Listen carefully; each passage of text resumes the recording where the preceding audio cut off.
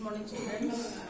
Today we'll continue the lesson reactions, and today I will tell you few things which is left, that is metal reactivity series. So metal reactivity series means the metals are arranged in the reactivity series, means according to the reactions they do in the different react with the different metals.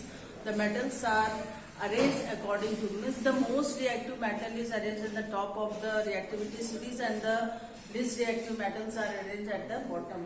Like here I have drawn the this picture, that according to the reactivity of different elements like potassium, calcium, sodium, magnesium, aluminium, zinc, iron, nickel, strontium, lead, hydrogen, copper, silver, mercury, silver, and then gold.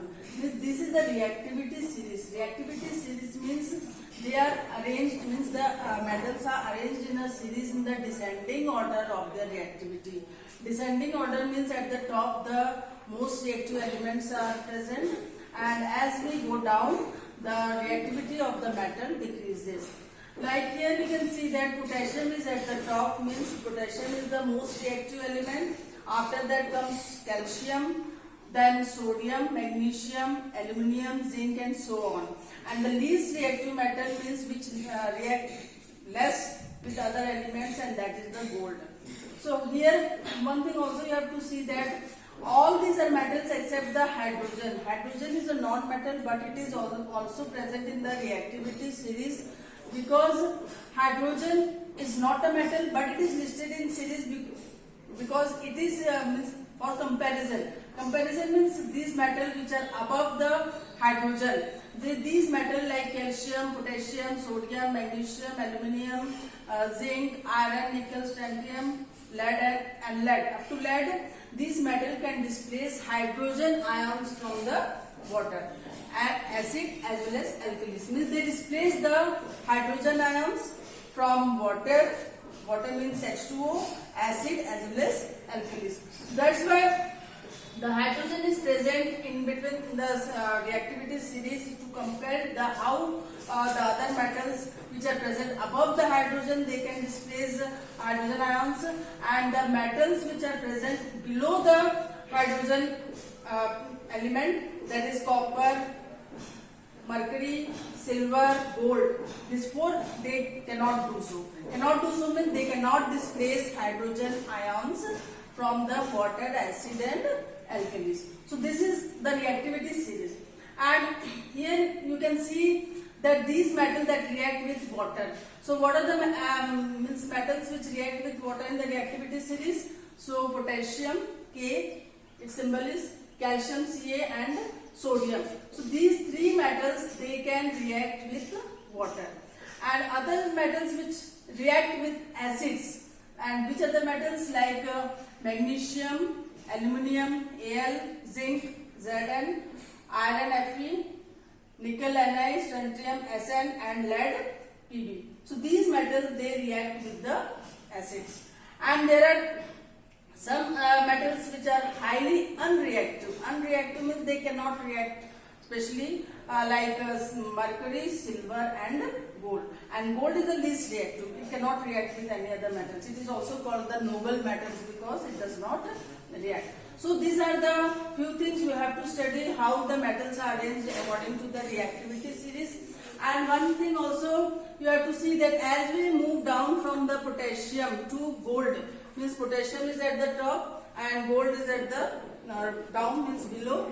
So here what happens, the reactivity of the metal decreases. Reactivity of the metal decreases means, as I have already told you, that it is arranged in descending order, means the potassium is most reactive, then calcium, means they are decreasing, their reactivity is decreasing as we go down the group. So धीरे धीरे क्या होता है, इनका जो reactivity है वो कम हो रहा है, तो इसलिए इसको इस तरीके से arrange किया गया है. Means potassium top means highly reactive metal, then calcium, then sodium, then magnesium, then aluminium, then zinc, iron, nickel, and so on. So these are arranged according to their reactivity. So as we move from potassium to gold, the reactivity of the metal decreases, and as I told you that the metal which is at the top, they are highly, they are arranged at the top means they are highly reactive metal, and these metal can displace metal present in the lower down in the series. And as hydrogen, you can also see here in between the metals. Hydrogen is a non-metal, but it is present in between the metal, but it is listed in the reactivity series, we can say. So the metals which are above hydrogen, they can displace hydrogen ions, as I told you, and not when they react with water, acid and alkalis. And those metals which are present below the hydrogen, that is copper, mercury, silver and gold, so they do not they cannot displace hydrogen ions from water, acid and alkalis. And there are some metals which are highly reactive. Highly reactive means those with like zinc, iron, magnesium and aluminium. Means these metals are most reactive, so they can displace the less reactive metal. So less reactive metal like zinc is more reactive than copper.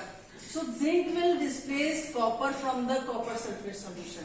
Like here Zn plus CuSO4, है ना? So Zn plus CuSO4 means zinc will displace copper, and what will it will form? It will form zinc sulfate. ZnSO4 and copper will be displaced. In the same way, iron is also more reactive than copper. So iron will displace copper from the copper sulfate. So iron Fe plus CuSO4 gives FeSO4 plus Cu, means iron will combine with sulfate ions. So it will form ferrous sulfate and copper will be displaced.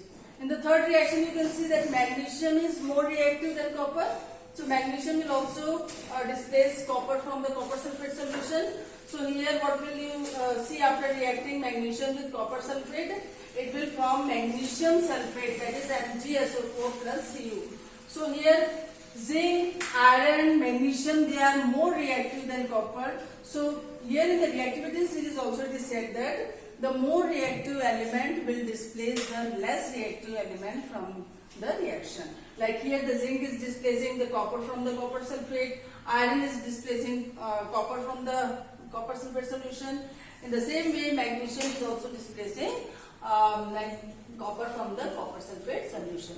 So this is all about the reactivity series, and tomorrow we will discuss one more topic is left in your chapter chemical